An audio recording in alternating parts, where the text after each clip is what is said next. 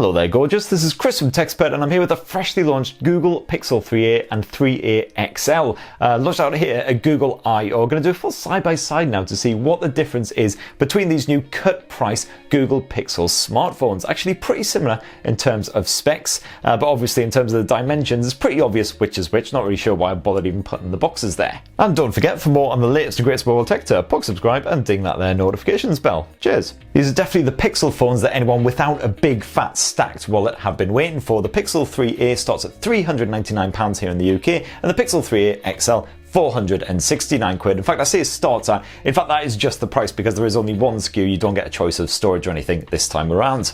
So first up, when it comes to the design, there is a clear difference in the dimensions, even though everything else is basically the same. You get a 5.6-inch screen here on the standard Pixel 3a, and on the Pixel 3a XL model, it's boosted to a 6-inch display. As you can see, you still get fairly chunky bezels, especially above and below the screen, and they're also slightly chunky down the sides as well. But even so, that 5.6-inch Pixel 3a just fits in the hand so nicely. It's so great to have a proper compact smartphone again. Reaching up for that notifications bar is an absolute joy. Hooray! Flip these phones around and you'll see you get the same two-tone finish as you did on the standard Pixel 3 smartphones as well. It is a polycarbonate back end, but you get this lovely metallic style matte finish here for the majority of the body, and then up top you get that glossy sheen. It's a lot more subtle here on the white model. You can't really see it at all unless you just tilt it just so and it catches the light, so as you can see there. You pick up both these smartphones in a choice of 3 hues. You got the black model, the white model,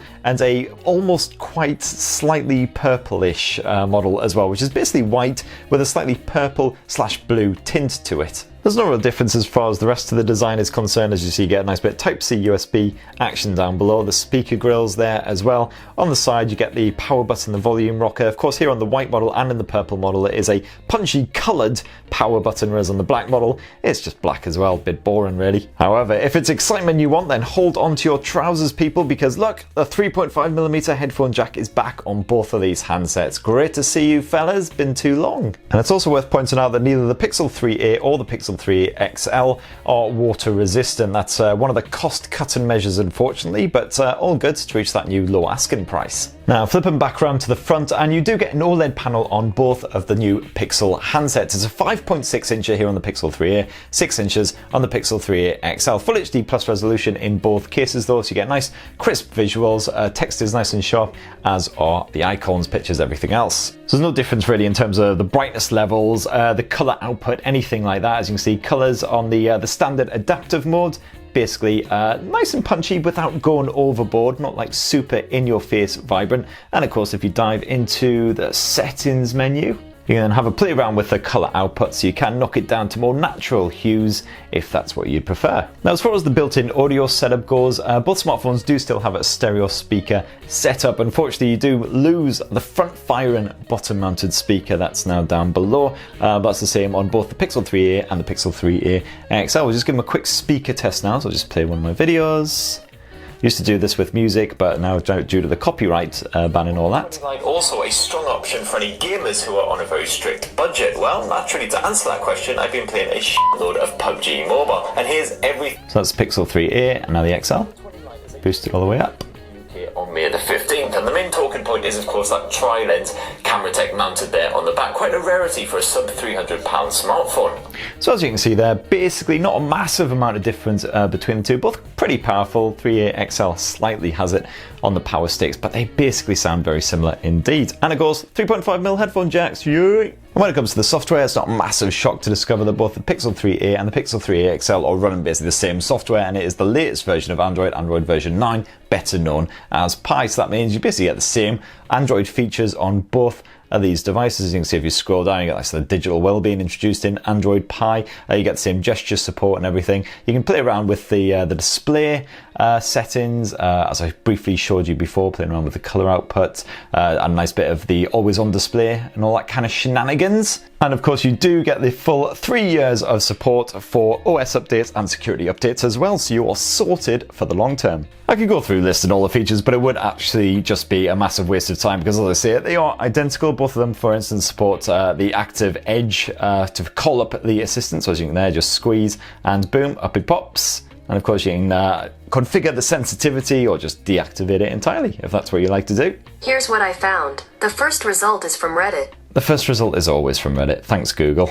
There's also no difference on the performance front either. Both the Pixel 3a and the Pixel 3a XL rock the Qualcomm Snapdragon 670 chipset backed by 4 gigs of RAM. And so far, TouchWiz seems absolutely perfectly fine, nice and nippy and smooth on both of these devices. That's of course helped along by the fact that it is a nice stock version of Android, so as you would expect, no heavy overlay there. It's generally quite efficient on the old processor. So yeah, TouchWiz should see the test of time just fine, even though you don't get that premium Snapdragon 845 that you get on the standard Pixel 3s. And yes, I was hoping to do a nice bit of Geekbench testing on them for your viewing pleasure, but unfortunately Google has blocked these handsets from using Geekbench. I'm guessing because, of course, the phones haven't actually launched yet, so they don't want that showing up on the Geekbench servers, which is fair enough. There is a big difference when it comes to the battery tech, however. You get a 3000 mAh cell stuffed in the Pixel 3a, which is slightly bigger than the one found in the original Pixel 3. Big improvement on the Pixel 3a XL, though it's a 3700 mAh cell, so I reckon you'll get full day use out of the Pixel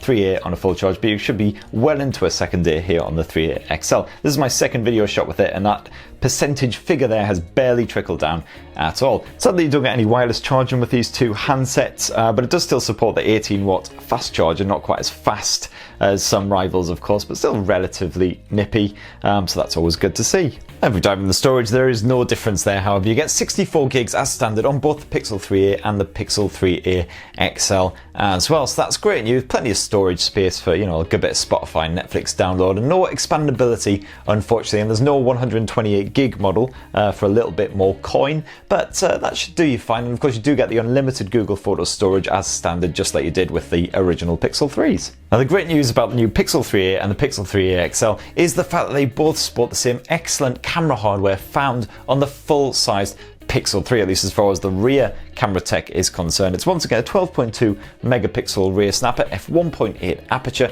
and it's using the Sony IMX363 sensor, so no difference between the two handsets. If we dive on into the camera app, you'll basically see there's bugger all difference between the two here as well. The camera app looks very familiar to anyone who's used a Pixel phone before. You've got limited control of your photos, basically the color temperature and the brightness, with a little quick tap of these icons up top, and if you actually tap there like so as well. Got full-on portrait mode just to help your subject really stand out, and blur the background as well, and that's particularly great despite the fact that it's only got a single lens setup as well. There's no depth sensor on there thanks to Google's software smarts. It's worth pointing out that neither of these smartphones actually use Google's Pixel Visual Core. That was removed for the 3 and the 3 XL in order to cut costs, but all the same, so far, touchwood, the photo and video quality seems at least comparable to the full fat Pixel 3 smartphones. Dive on into video mode, you can shoot Full HD footage at either 30 or 60 frames per second with a quick toggle up top.